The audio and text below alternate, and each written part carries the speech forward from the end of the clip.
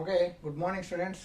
మరి నిన్నటి క్లాస్లో మనము గాస్ నియమం అంటే ఏంటి, గాస్ నియమం దాని ప్రాముఖ్యత ఏంటిది, అదేవిధంగా ఏంటిది డైపోల్ లంబతలంపై ఏంటిది విద్యుత్ క్షేత్ర తీవ్రతకు దాని యొక్క డైపోల్ లంబతలంపై ఏంటిది పి బిందు వద్ద విద్యుత్ క్షేత్ర తీవ్రత అనేది మనము తీసుకురావడం జరిగింది కదా. సో ఇలాంటి ప్రాబ్లమ్స్ చాలా చాలా ఇంపార్టెంట్. అవి మనకు 4 మార్క్స్ కిందట మనకు చాలాసార్లు అడిగిండు. సో గాస్ నియమం అంటే ఏంటి, గాస్ ప్రాముఖ్యత అంటే కూడా మనకు చాలా ఇంపార్టెంట్. ఇది 4 మార్క్స్ కింద మనకు చాలాసార్లు అడిగిండు. సో ఇంకొన్ని టాపిక్స్ ఉంటే మనకి యూనిట్ అనేది కంప్లీట్ చేసుకుందాం. ఇంకొన్ని టాపిక్స్ ఉన్నాయి, ఆ టాపిక్స్ గురించి చూద్దాం. సో ఆ టాపిక్ చూసినట్టయితే ఫస్ట్ది ఆవేశ క్వాంటీకరణం.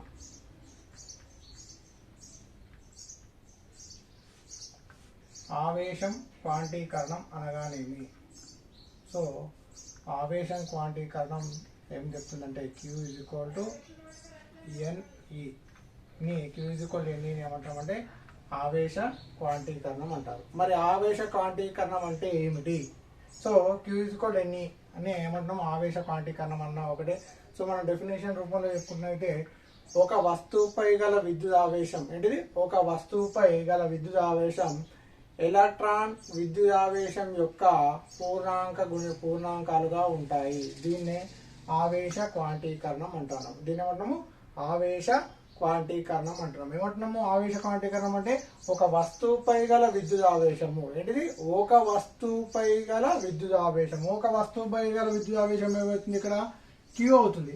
ఒక వస్తువుపై గల విద్యుత్ ఆవేశము ఒక వస్తువుపై గల విద్యుత్ ఆవేశం ఏమవుతుంది, Q అవుతుంది.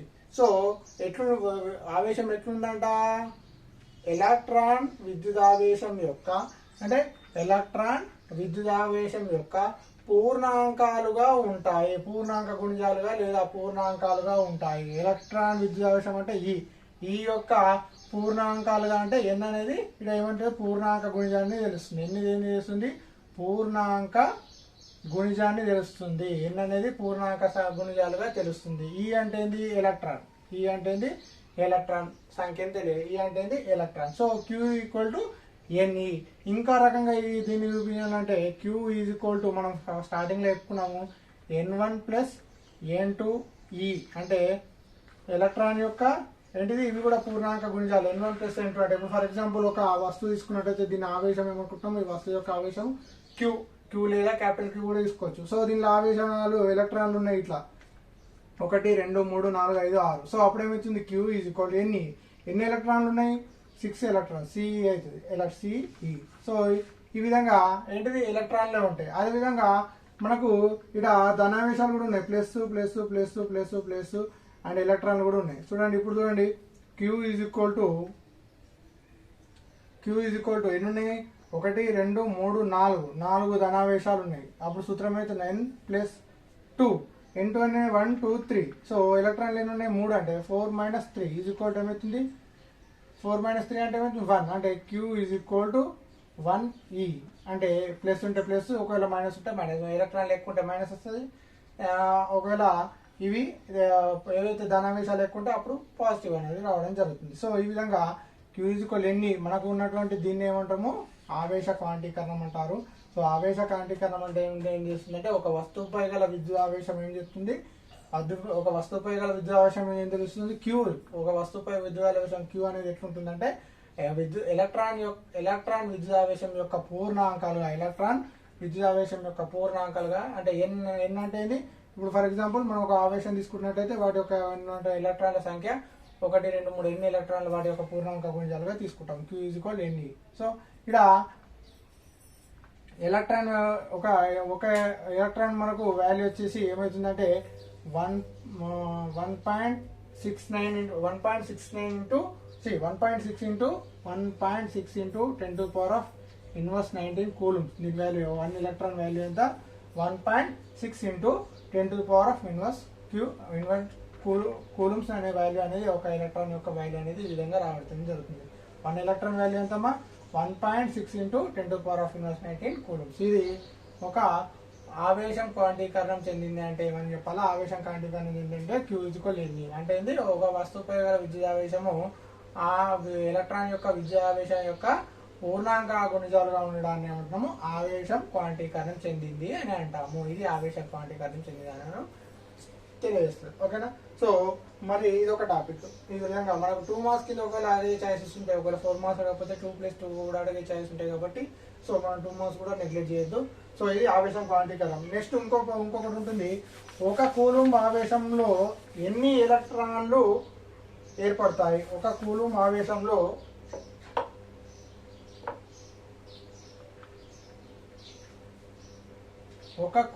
ఆవేశంలో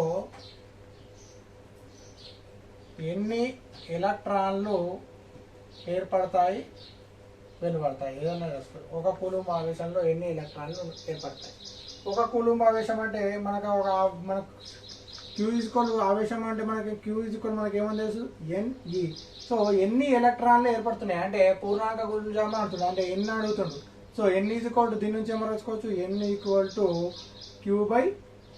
N ఈక్వల్ టు మనం ఏం రాసుకోవచ్చు Q/E. సో మనకు ఆల్రెడీ ఎంత ఆవేశం, ఒక ఆవేశం. ఎలక్ట్రాన్ అంటే E ఈక్వల్ టు మనం చెప్పుకున్నాం ఇంతకుముందే ఎంత 1.69 ఇంటూ 10⁻⁻19 కూలుంబ్స్ కదా. సో ఇదేమో రాసుకోవచ్చు 1.69 ఇంటూ 10⁻⁻19. సో చూడండి 1/1.6 చేసినట్టయితే 1/1.6 దీన్ని ఏమో రాసుకోవచ్చు. ఈ పాయింట్ పోవాలంటే పైన ఏమో రాసుకోవచ్చు 10 తీసుకోవచ్చు కదా. 10/16. సో 10/16 చేసినట్టయితే ఏమవుతుందంటే N ఈక్వల్ టు 10/16 చేసినట్టయితే భాగారం చేసినట్టయితే 0.625 వస్తుంది. ఎందుకు 0.16 పోదు కాబట్టి పాయింట్ పెట్టుకుంటే 100 అవుతుంది.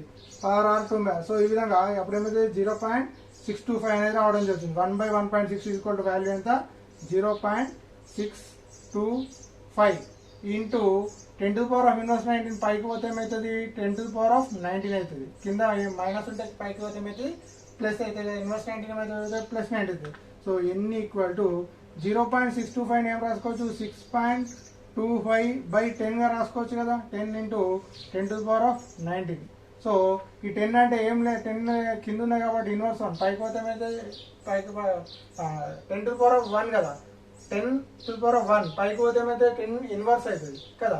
ఇక్కడ ఇన్వర్స్ అయితే ఇక్కడ ఇన్వర్స్ ఉన్నది పైకి పోతే ప్లస్ అయింది, ఇక్కడ ప్లస్ 10⁻1 అంటే పైకి పోతే ఏమైతే ఇన్వర్స్ అవుతుంది. అప్పుడు N is equal to 6.25 into 10⁻19 into 10⁻1. So భూముల సమాన ఘాతాలు కూడినట్టే 19కి 1 పోతే ఏమవుతుంది 18. అప్పుడు ఏమవుతుంది N ఈక్వల్ టు 6.25 ఇంటూ 10⁻18.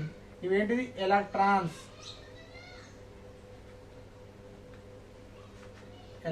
అంటే ఒక కూలుంబ్ ఆవేశంలో ఎన్ని ఎలక్ట్రాన్లు వెలువడతాయంటే ఒక కూలుంబ్ ఆవేశంలో ఎంత 6.25 ఇంటూ 10⁸ అనే ఎలక్ట్రాన్లు అనేది మనకు బయటకు రావడం జరుగుతుంది. సో ఒక కూలుంబ్ ఆవేశంలో ఎన్ని ఎలక్ట్రాన్లు ఏర్పడుతున్నాయి అంటే మనకు సంఖ్య అడుగుతుండు. ఎన్ అనేది పూర్ణాంక గుణిజం సంఖ్య కదా, ఎలక్ట్రాన్ల యొక్క సంఖ్య ఎంత, ఎన్ని సంఖ్యలు. సో ఇక్కడ N ఈక్వల్ టు 6 అంటే 6 ఎలక్ట్రాన్లు అనేది 6.6.25 ఇంటూ 10⁻18 ఎలక్ట్రాన్లు వెలువడడం జరుగుతుంది. సో అప్పుడు ఏమవుతుంది మనకు ఆల్రెడీ సూత్రం ఉంది ఆవేశానికి Q ఈక్వల్ టు ఆవేశం క్వాంటీకరణ నుంచి Q ఈక్వల్ మనకి ఏమని తెలుసు NE అంటే మనకి కావాల్సింది ఏంది సంఖ్య కావాలి కాబట్టి N ఈక్వల్ ఏమవుతుంది Q/E. Q అంటే ఒక ఆవేశము, E అంటే మనకి ఎలక్ట్రాన్ యొక్క వాల్యూ 1.69 ఇంటూ 10⁻⁻19. సో 1/1.6 వాల్యూ ఏమవుతుంది 0.625 వస్తుంది. ఎట్లా వస్తుంది సార్ అంటే ఇట్లా 1/1.6 అంటే దీన్ని ఏమైనా రాసుకోవచ్చు. ఈ పాయింట్ ఇక్కడ 0 పెట్టుకుంటే ఈ పాయింట్ 0కి పోతుంది, అప్పుడు 16/10 అవుతుంది. 10 పోదు కాబట్టి 16 ఇంటూ 0 భాగం అలా వచ్చి కదా. సో అప్పుడు ఏమవుతుంది 0.625 ఇంటూ 10⁻, ఇది ఇన్వర్స్ 19 అటు పోతే 10⁻19 అవుతుంది.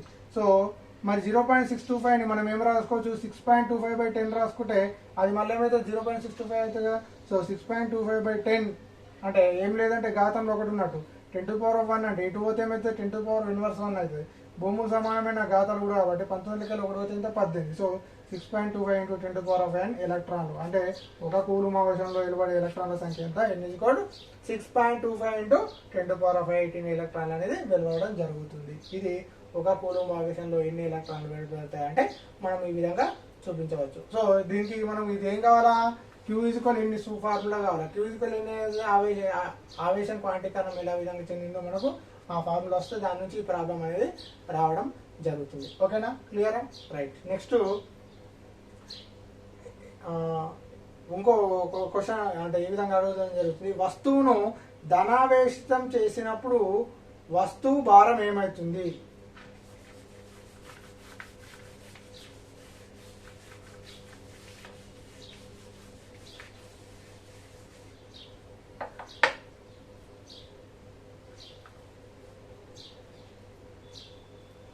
వస్తువును ధనావేశితం చేసినప్పుడు వస్తువు భారం ఏమవుతుంది?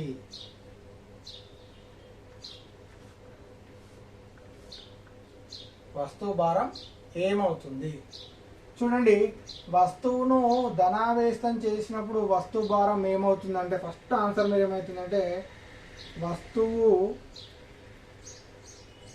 భారం తగ్గుతుంది. ఆన్సర్ ఫస్ట్ రాసేయండి. వస్తువు భారం ఏమవుతుందంటే వస్తువు యొక్క భారము స్వల్పంగా, ఇక్కడ స్వల్పంగా అనాల, స్వల్పంగా ఏమవుతుంది? తగ్గుతుంది. మరి ఎందుకయ్యా అంటే వస్తువు ధనావేశం చెందినప్పుడు, మరి వస్తువు ధనావేశం ఎప్పుడు చెందుతుంది? వస్తువు ధనావేశం ఎప్పుడు చెందుతుంది? నువ్వు ఎవరికైనా అంటే తన దగ్గర ఏదైనా ఆ వస్తువు ఇంకొకరికి ఇవ్వడానికి శక్తి ఉన్నప్పుడు ఆ వస్తువు ధనావేశం చెందిందని అంటాం. అంటే ఇప్పుడు చూడండి, వస్తువు ధనావేశం చెందినప్పుడు అంటే ఆ వస్తువు ఏం చేస్తుంది? కొన్ని ఎలక్ట్రాన్లను ఆ వస్తువు నుండి కొన్ని ఎలక్ట్రాన్లు తొలగిపోయినప్పుడు ఆ వస్తువు ఏమైతే ధనావేశం అవుతుంది. ఏంటి? ఆ వస్తువు నుండి ఏంది కొన్ని ఎలక్ట్రాన్లు తొలగించినప్పుడు అంటే ఆ ఎలక్ట్రాన్ ఇంకో వస్తువు పైకి కానీ ఇంకేదైనా పక్కకు పోయినప్పుడు కానీ ఆ వస్తువు ఏం చెందింది అంటాం? ధనావేశం చెందినప్పుడు. మరి వస్తువు యొక్క ఎలక్ట్రాన్లు ఏంటిది? వస్తువుపై గల ఎలక్ట్రాన్లు ఏం చేస్తున్నాయి? వస్తువుపై గల ఎలక్ట్రాన్లు దానం చేసినప్పుడు అంటే ఇంకా వేరే దానికి చేసినప్పుడు ఏమవుతుంది? వస్తువుపై ఎలక్ట్రాన్ ఇంకొకరికి దానం చేసినప్పుడు ఏమవుతుంది? ఎలక్ట్రాన్ దానం చేసినప్పుడు ఏమవుతుంది? ఆ వస్తువు యొక్క భారం ఆటోమేటిక్ గా తగ్గుతుంది. ఎందుకు? మనకు ఉండవలసిన కంటే ఏమవుతున్నాయి? కొన్ని ఎలక్ట్రాన్లు వెళ్ళిపోయినాయి. అంటే ఆ వస్తువులో కొన్ని ఎలక్ట్రాన్లు వెళ్ళిపోయినట్టయితే వస్తువు నుండి కొన్ని ఎలక్ట్రాన్లు దానం చేసినప్పుడు లేదా ఆ వస్తువు తొలగించినప్పుడు, ఎలక్ట్రాన్లు దానం చేసినా కానీ ఇంకొకరికి ఇచ్చిన ఆ వస్తువు నుండి తొలగిపోయినా ఆ వస్తువు యొక్క భారం ఏమవుతుందంటే ఆటోమేటిక్ గా తగ్గుతుంది. ఫర్ ఎగ్జాంపుల్ ఇప్పుడు చూడండి, మీ దగ్గర మీరు నెత్తిలో కొంచెం ఒక 5 కిలోల మామిడి పండ్లు పెట్టుకొని పోతున్నారు. 5 కిలోల మామిడి పండ్లు నెత్తి మీద పెట్టుకొని పోతున్నారు. సో మీ ఫ్రెండ్ వచ్చిండు, వస్తే మీరు ఏం చేసిరు? మీ గంపలో ఉన్నకెళ్ళి కొన్ని మామిడి పండ్లు ఇచ్చిర్రు. అప్పుడు మీరు ఇచ్చిర్రు అంటే మీరు ఏంది? ధనావేశం అంటే మీరు ఇస్తుర్రు అంటే మీ దగ్గర ఉంటేనే కదా మీరు ఇస్తారు కదా. మీ దగ్గర ఒకటే మామిడి పండ్లు, రెండే మామిడి పండ్లు ఉన్నాయి. అప్పుడు వాడు 2 మామిడి పండ్లు ఇవ్వమంటే మీరు ఇస్తారా? ఇయ్యరు. ఎందుకు? అప్పుడు మీరు ధనావేశం మీరు మొత్తం ఇచ్చేస్తే మీ దగ్గర ఉంటుందా? ఉండదు కదా. సో మీ దగ్గర కొంత ధనావేశం ఎప్పుడు జరుగుతుంది? నువ్వు ఒకరికి ఇవ్వగలిగితే అప్పుడు నువ్వు ధనావేశం ఉన్నట్టు కదా. నీ దగ్గర ఒక 1000 రూపాయలు ఉంటే నేను 10 రూపాయలు దానం చేస్తావు కదా.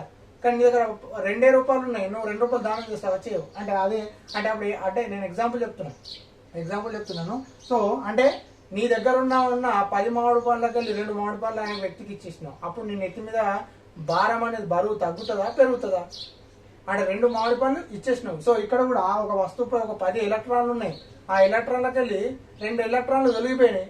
అప్పుడు ఆ వస్తువు యొక్క భారం తగ్గుతుందా పెరుగుతుందా? ఆటోమేటిక్గా తగ్గుతుంది. ఎందుకంటే మీ నెత్తి మీద ఉన్న మామిడి పండ్లు 10 మామిడి పండ్లు 2 మామిడి పండ్లు ఇచ్చేసినట్టే మిగతా ఏంది 8 మామిడి పండ్ల బరువే మీరు మోస్తారు. అంటే మీ వస్తువు అంటే ఇలా వస్తువు అంటే నీ మీద ఉన్న భారము ఇలా తగ్గుతుంది. సో ఎట్లయినా ఇక్కడ కూడా వస్తువు భారం ఏమైతే తగ్గుతుంది. ఎందుకు? ఎలక్ట్రాన్లు ఆ వస్తువు ధనావేశం అంటే ఏమవుతుంది? ఆ వస్తువు ఎలక్ట్రాన్లు ఇంకో వస్తువుకు బదిలీ కానీ ప్రయాణం కానీ చెందినప్పుడు తొలగించినప్పుడు ఆ వస్తువు యొక్క భారం స్వల్పంగా తగ్గుతుంది.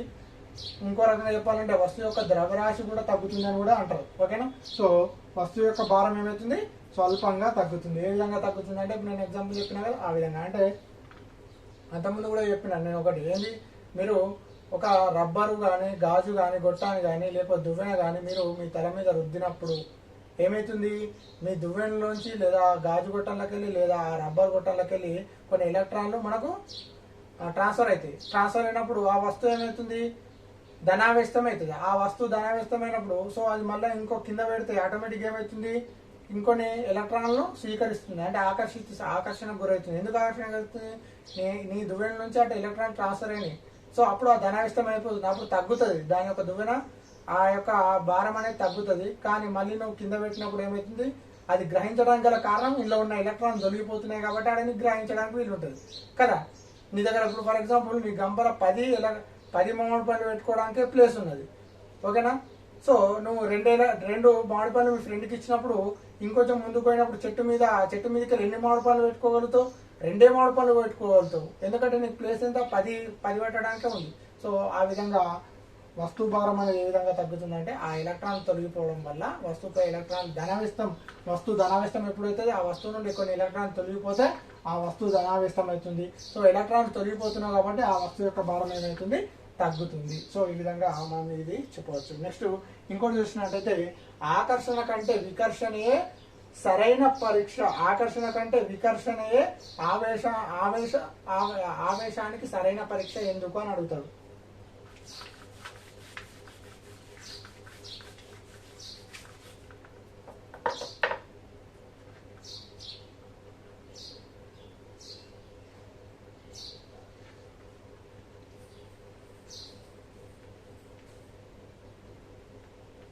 ఆకర్షణ కంటే వికర్షణయే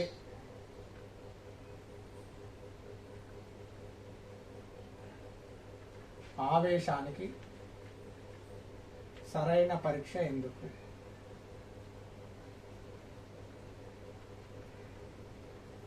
చలో, ఎందుకు ఆకర్షణ అంటే ఏంది, వికర్షణ అంటే ఏంది ఫస్ట్ గుర్తుపెట్టుకో. ఆకర్షణ అంటే ఏంది, రెండు ఆవేశాలు ఏం చేసుకుంటున్నాయి, ఆకర్షించుకుంటాయి. మరి రెండు ఆవేశాలు ఎప్పుడు ఆకర్షించుకుంటాయమ్మా?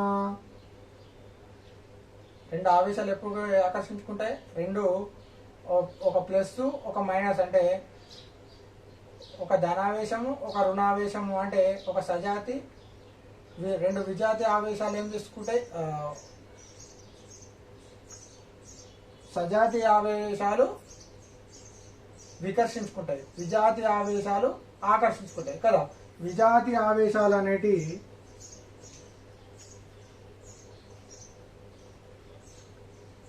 విజాతి ఆవేశాలు అంటే ఒక ప్లస్ ఒక మైనస్, లేదా ఒక మైనస్ ఒక ప్లస్ ఆవేశాలు అంటే ఏమంటాము, విజాతి ఆవేశాలు ఏమేసుకుంటాయి, ఆకర్షించుకుంటాయి. నెక్స్ట్ సజాతి ఆవేశాలు వికర్షించుకుంటాయి. సజాతి అంటే ప్లస్ ప్లస్ కానీ మైనస్ మైనస్ కానీ ఏం చేస్తుంటాయి, వికర్షించుకుంటాయి కదా. ప్లస్ మైనస్ మైనస్ ప్లస్ అనేది ఆకర్షించుకుంటాయి. విజాతి ఆవేశాలు ఆకర్షించుకుంటాయి. సజాతి ఆవేశాలు అంటే సేమ్, ఒక ప్లస్ ప్లస్ ఏమైతే వికర్షించుకుంటాయి, ఒక మైనస్ మైనస్ ఏమైతే వికర్షించుకుంటాయి. సో ఇవి ఆకర్షించుకుంటాయి, ఇవి ఏంటిది, వికర్షించుకుంటాయి. ఈ రెండిటిలో ఆవేశానికి సరైన పరీక్ష ఆకర్షణ కంటే వికర్షణే సరైనది అని అంటుండు. ఎందుకు అని అంటుండు అంటే ఈ ఆవేశానికి పరీక్ష అంట ఆకర్షణ కంటే వికర్షణే సరైన పరీక్ష అని అంటుండు. మరి ఎందుకు అని అంటే చూడండి, విజాతి ఆవేశాలు ఆకర్షించుకుంటాయి. మరి విజాతి ఆవేశాలు ఆకర్షించుకుంటాయా చెప్పండి? విజాతి ఆవేశాలే ఒక వస్తువు ఇంకో వస్తువును ఆకర్షించుకుంటాయి, ఇంకా మేము ఆకర్షించుకున్నావా? ఆకర్షించుంటాయి. ఎందుకు? ఒక వస్తువును ఆవేశపరిచినప్పుడు ఆ ఆవేశపరిచిన వస్తువు తటస్థ వస్తువును కూడా ఆకర్షిస్తుంది కదా. తటస్థ ఆ వస్తువును కూడా ఆకర్షిస్తుంది కదా. అంటే విజాతి ఆవేశాలు ఆకర్షించకుండా మాత్రమే ఏదైనా ఒక వస్తువును ఆవేశపరిచినప్పుడు ఆ ఆవేశపరిచిన వస్తువు ఏం చేస్తుంది, తటస్థ వస్తువును కూడా ఆకర్షిస్తుంది కదా. ఇప్పుడు మనము ఫర్ ఎగ్జాంపుల్ అయస్కాంతంలో చూసుకున్నట్టయితే ఒక అయస్కాంతము ఇంకో అయస్కాంతము యొక్క ధన ధ్రువము ఇది రుణ ధ్రువాలను ఏం చేస్తుంది, విజాతి ఆవేశాలు ఉన్నప్పుడు రెండు అయస్కాంతాలు ఏమై చేస్తాయి, ఆకర్షిస్తాయి. ఉల్టా పెట్టినట్టయితే ఏమైతే వికర్షించుకుంటాయి. మనకి ఇప్పుడు ఆకర్షణ గురించి మాట్లాడాలి. సో ఆ యొక్క అయస్కాంతము ఇంకో అయస్కాంతం ఏం చేస్తుంది, ఆకర్షించుకుంటుంది. మరి ఇంకో ఇనుప ముక్క ఉంది, ఇనుప ముక్కకు ఆకర్షణ కానీ వికర్షణ కానీ ఉంటుందా? అది తటస్థ వస్తువు. సో ఇప్పుడు అయస్కాంతం ఇనుప ముక్క దగ్గర తీసుకుపోతే ఏమవుతుంది? ఆ ఇనుప ముక్కను ఆకర్షిస్తుందా లేదా? సో అంటే ఆకర్షణ అనేది తటస్థ వస్తువు మరియు ఆవేశపరిచిన వస్తువుల మధ్య ఉంటుంది, మళ్ళీ విజాతి ఆవేశాల మధ్య కూడా ఉంటుంది. కానీ వికర్షణ మాత్రము సజాతి ఆవేశాల మధ్య మాత్రమే ఉంటుంది. రెండు సజాతి ఆవేశాల మధ్య మాత్రమే, అంటే ఒక ప్లస్ ఇంకో ప్లస్ ఇంకో మైనస్ ఉన్నప్పుడే అది వికర్షణ ఉంటుంది. ఇంకా వేరే వస్తువుకు వికర్షణ ఉండదు.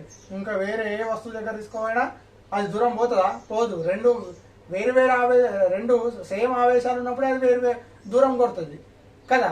అలాంటిది ఇంకా వేరే దానికి ఉంటుందా? ఉండదు. కాబట్టి ఆకర్షణ కంటే వికర్షణ అనేది ఆవేశం యొక్క ఏంటిది పరీక్షకు సరైనది. ఏంటిది? వికర్షణ. ఎందుకు? ఇందులో ఓన్లీ సజాతి ఆవేశాలు మాత్రమే వికర్షించుకుంటాయి. కాబట్టి ఈ రెండిట్లో ఏది సరైన పరీక్ష అంటే ఆవేశానికి ఆకర్షణ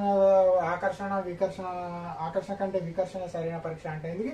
ఆకర్షణ అనేది ఇంకా వేరే వస్తువులో కూడా ఉంటుంది, అంటే తటస్థ వస్తువుతో కూడా ఆకర్షణ గురవుతుంది. కాబట్టి ఆకర్షణ కంటే మనకు ప్రియారిటీ ఏది తీసుకుంటాము?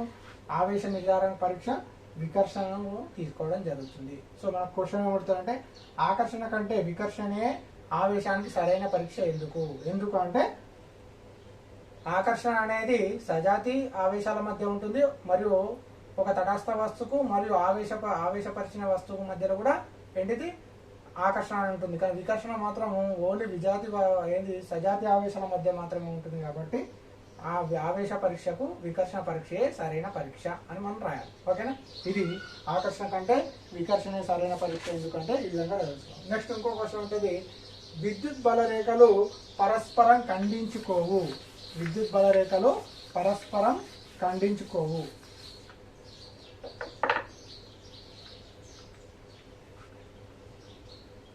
విద్యుత్ బలరేఖలు పరస్పరము ఖండించుకోవు ఎందుకు? మరి ఎందుకు ఖండించుకోవు మనకు ఆల్రెడీ తెలుసు. విద్యుత్ క్షేత్ర బలరేఖలు ఒకటే దిశ కలిగి ఉంటుంది కదా, ఒకే దిశ. ఇప్పుడు మనం ఫర్ ఎగ్జాంపుల్ విద్యుత్ క్షేత్రంలో ఏదైనా బిందువు వద్ద పి విద్యుత్ క్షేత్ర తీవ్ర తీసుకున్నట్టయితే దానికి విద్యుత్ క్షేత్ర దిశ ఎట్లుంటుంది? ఒకే దిశ ఉంటుంది. ఒక బిందువు నుండి ఒకే దిశ ఉంటుంది. కానీ విద్యుత్ క్షేత్ర బిందువు నుండి అనేక దిశలు ఉంటాయా? ఉండవు. అంటే ఒక విద్యుత్ క్షేత్రం దగ్గర ఒక బిందువు వద్ద విద్యుత్ క్షేత్రానికి ఒకే దిశలు ఉంటాయి. కాబట్టి అది ఖండించుకుంటుందా? ఇంకో బలరేఖను ఖండించుకుంటుందా? ఖండించుకోవు. కాబట్టి ఒక బిందువు వద్ద అనేక దిశలు ఉండవు, ఒకే దిశను కలిగి ఉంటుంది. కాబట్టి ఒకే బిందువు నుండి ఒకే దిశగా ఒకే రేఖ కలిగి ఉంటుంది. కాబట్టి ఆ విద్యుత్ బలరేఖలు పరస్పరము ఖండించుకోవు కదా. విద్యుత్ క్షేత్రంలో ఏదైనా విద్యుత్ బలరేఖలు పరస్పరం ఖండించుకుంటాయా? ఖండించుకోవా అంటే ఖండించుకోవు గలరి. ఎందుకు ఖండించుకోవాలంటే ఏం కావాలా?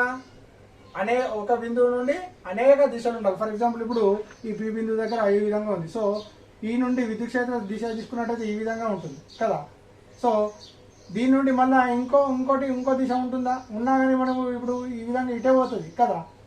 సో ఇంకో ఆవేశం నుండి ఉన్నా కానీ ఇంకో రకంగా వేరే దగ్గర ఉంటుంది. కానీ ఒక బిందువుకు ఒకే ఆవేశం ఒక బిందువు నుండి ఒకే దిశను కలిగి ఉంటాయి, అనేక దిశలు కలిగి ఉంటాయి. కాబట్టి అవి ఖండించుకోవడానికి ఆస్కారం లేదు.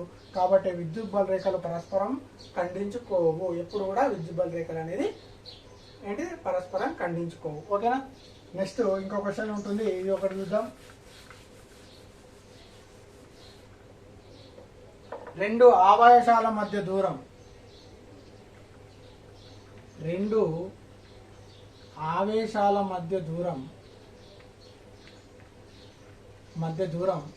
ఫస్ట్ ఏ సగం చేస్తే, బి రెట్టింపు చేస్తే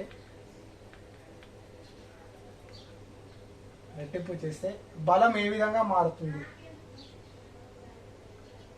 వాటి మధ్య గల బలం ఏ విధంగా మారును? వాటి మధ్య గల బలం ఎలా మారును, ఏ విధంగా మారును? ఏదైనా రాసుకోవచ్చు. సో రెండు ఆవేశాల మధ్య దూరం ఫస్ట్ కేసు ఏమంటుండు? సగం చేస్తే అంటుండు. సెకండ్ కేసు ఏమంటుండు? రెట్టింపు చేస్తే అంటుండు. సో మనం ఫస్ట్ ఏంటిది? సగం చేస్తే. రెండు ఆవేశాల మధ్య దూరం మనం Q1 Q2 ఆవేశాల మధ్య దూరం ఏమనుకున్నాం? R అనుకున్నాం కూడా. సో ఇక్కడ కూడా రెండు ఆవేశాల మధ్య దూరం ఏమనుకున్నాం? ఏంటిది? R అనుకుంటున్నాం. కానీ రెండు ఆవేశాల మధ్య దూరము సగం చేస్తే అంటుంది కాబట్టి సో ఇప్పుడు చూడండి ఆవేశాల మధ్య దూరం ఏంది సగం చేస్తుంది. So r1/2 is equal to r2, r1/2 is equal to r2 అయిన అయితే సగం చేస్తే అప్పుడు బలం ఏమవుతుంది F2 ఈజ్ ఈక్వల్ టు ఎంత అని అంటుంది. బలం ఏమవుతుందో మనం చూద్దాం. సో సగం చేస్తే అంటుంది కదా మనకి ఇక్కడ ఒక సూత్రం ఉంది. ఏం సూత్రం ఉందంటే F1r1² equal to F1r1² equal to F2r2². F1r1² is equal to F2r2² అనేది ఉన్నది. అంటే వాటి బలము ఈ F1r1² ఈక్వల్ టు ఏమవుతుంది F2r2² మనకు సూత్రం ఉంది. సో ఇది ఏం చేస్తుండు ఆ యొక్క రెండు ఆవేశాల మధ్య దూరాన్ని అనేది సగం చేస్తుండు. సో మనకు F1r1² is equal to F2r2² ఉంది. కానీ మనకు r2 చూడండి F1r1² ఈ సమీకరణం నుండి F2 r2 అంటే మనం ఏం రాసుకోవచ్చు సగం చేసింది కాబట్టి r2 ఈజ్ ఈక్వల్ టు ఏమవుతుంది r1/2². So F1r1² is equal to F2r1² రెండు ఏమవుతుంది 4. సో ఇది ఇటు గుణిస్తుంది, ఇటు వస్తే భాగిస్తుంది. సో r1² ఇక్కడ r1² క్యాన్సిల్ అవుతుంది. F1 is equal to F2/4. మనకు కావాల్సింది ఏంది F2/4 అంటే ఇది చూడండి మనకు కావాల్సింది ఏంది సగం చేస్తే బలం ఏమవుతుంది రెండు వాటి మధ్య గల బలం ఏమవుతుంది. సో F2 ఈక్వల్ టు ఏమవుతుంది చూడండి F1/4 అంటే F2 ఈక్వల్ టు ఏమవుతుంది 1/4 అంటే 1/4 వంతు అంటే బలం 1/4 బలం 4 రెట్ల సారీ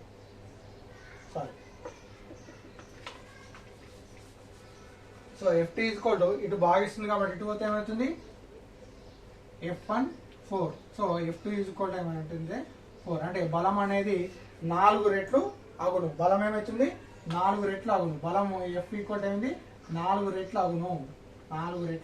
F2 ఈక్వల్ అంటే ఎంత సగం చేస్తే అంటే రెండు ఆవేశాల మధ్య దూరాన్ని సగం చేస్తే ఏమవుతుంది దాని యొక్క బలం 4 రెట్లు అగును.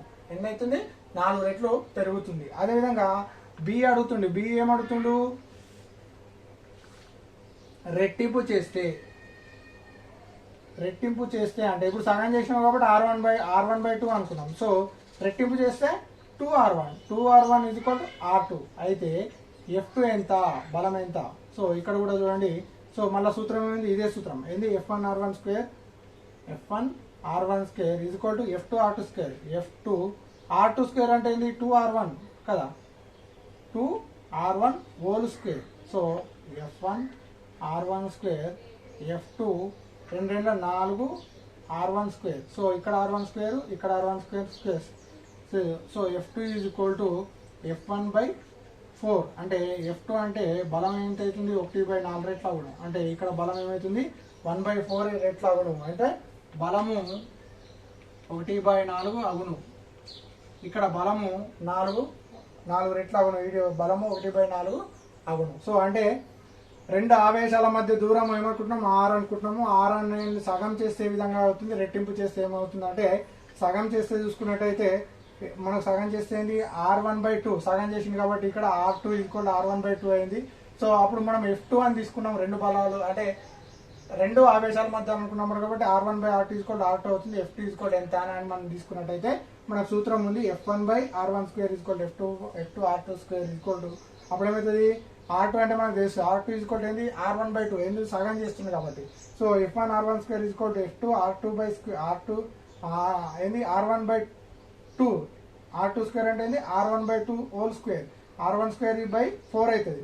సో r1 పోతే ఇక్కడ ఏమవుతుంది F2/4 మిగులుతుంది. 4 టర్మ్ వస్తే ఏమవుతుంది F2 ఈక్వల్ 4F1 అంటే బలం ఎన్ని రెట్లు పెరుగుతుంది 4 రెట్లు పెరుగును. ఇక్కడ వాటి మధ్య దూరం సగం చేస్తే ఒకవేళ రెట్టింపు చేస్తే ఏ విధంగా మారును అంటే 2r1 equal r2. So F1r1² equal F2r1 అంటే మనకు ఆల్రెడీ సూత్రంలో ప్రతిక్షేపించినట్టయితే 2r1² అంటే 2 4 r1². r1 క్యాన్సల్ చేస్తే F2 equal F1/4 F2 equal 1/4 అంటే ఇక్కడ బలం ఏమవుతుంది 1/4 రెట్ల అగును. సో ఈ విధంగా ఒక రెండు ఆవేశాల మధ్య దూరం అనేది రెట్టింపు చేస్తే ఏ విధంగా మారుతుంది సగం చేస్తే ఏ విధంగా మారుతుంది అది మనకు ఈ విధంగా చూడవచ్చు. ఈ విధంగా ఏంటిది మనకు ఇలాంటి ప్రాబ్లం అవుతుంది. మళ్ళీ ఇంకోటి మనకు ఆల్రెడీ మనకు తెలిసిన స్థిర విద్యుత్లో గాస్ నియమాన్ని అడగడం జరుగుతుంది మనకు 2 మార్క్స్ కింద కూడా. మనం ఆల్రెడీ స్థిర విద్యుత్లో గాస్ నియమం గురించి మనం ఏం చెప్పుకున్నాము, సంవృత తలం గుండా పోయే మొత్తం విద్యుత్ అభివాహం అంటే మూసిన తలం గుండా పోయే మొత్తం విద్యుత్ అభివాహం ఆ తలంచే ఆవరించబడి ఉన్న నికర ఆవేశానికి 1/ε0 రెట్లు ఉండును. 1/ε0 రెట్లు ఉండును అంటే మనకు ఆల్రెడీ చెప్పుకున్నాం కదా. 1/ε0 రెట్లు అంటే ఒక సంవృత తలం గుండా పోయే ఏం చేస్తుందో విద్యుత్ అభివాహం అనేది ఎట్లుంటుందంటే ఆ తలం చే ఆవరించబడి ఉన్న నికర ఆవేశానికి 1/ε0 రెట్లు ఉండును. ఆవేశానికి అంటే ఏంది క్యూ, క్యూకి ఎట్లుంటుంది 1/ε0 రెట్లు ఉంటుంది. అంటే ఏంటిది ఏంటి స్థిర విద్యుత్లో గాస్ నియమం అంటే ఏమో పై మనం ఇంటిగ్రేషన్ ఆఫ్ పై తీసుకున్న ఏ స్థలాన్ని తీసుకున్నట్టయితే ఈ ఆవరించబడిన ఏమవుతుంది ఈడిఎస్ ఈక్వల్ టు ఏమంటుంది ఆవేశం ఎంత ఇక్కడ క్యూ, కానీ ఎన్ని రెట్లు ఉంటుంది 1/ε0 అంటే క్యూ ఇంటూ 1/ε0 అంటే దీన్ని ఏం రాసుకోవచ్చు phi equal to integration of EDS equal to ఏమో క్యూ/ఎప్సిలాన్ అంటే మనము పై ఈక్వల్ టు ఈ విధంగా రాయొచ్చు q/1/ε రాయొచ్చు, లేదా పై ఈజ్ ఈక్వల్ టు q/ε0 అని కూడా రాయొచ్చు. సో దీన్ని స్థిర విద్యుత్లో గాస్ నియమం అంటారు. ఆల్రెడీ నేను చెప్పుకున్నాం కదా స్థిర విద్యుత్లో గాస్ నియమం మరియు దాని ప్రాముఖ్యతల గురించి కూడా తెలుసుకున్నాం. సో ఈ విధంగా ఈ మనకు విద్యుత్ క్షేత్రాల ఆవేశాలకు సంబంధించినటువంటి ఈ యూనిట్లకి మనకు కంపల్సరీ ఒక 4 మార్క్స్ క్వశ్చన్ మారిన ప్యాటర్న్ ప్రకారం అడిగితే మనకు ఇంకా ఎక్స్ట్రా ఛాయిస్ ఇచ్చే ప్రకారం అయితే ఇంకొక 4 మార్క్స్ అడిగి మనకు టోటల్గా 8 మార్క్స్ రావడం జరుగుతుంది. ఇంతటితో మనకు ఉన్నటువంటి ఈ 4th యూనిట్ అనేది విద్యుత్ ఆవేశాల క్షేత్రాలు అనేది కంప్లీట్ అయింది. రేపటి క్లాస్లో మనం కొత్త చాప్టర్ స్టార్ట్ చేసుకొని రేపటి క్లాస్లో మనం మళ్ళీ స్టార్ట్ చేసుకుంటాం. Okay, right.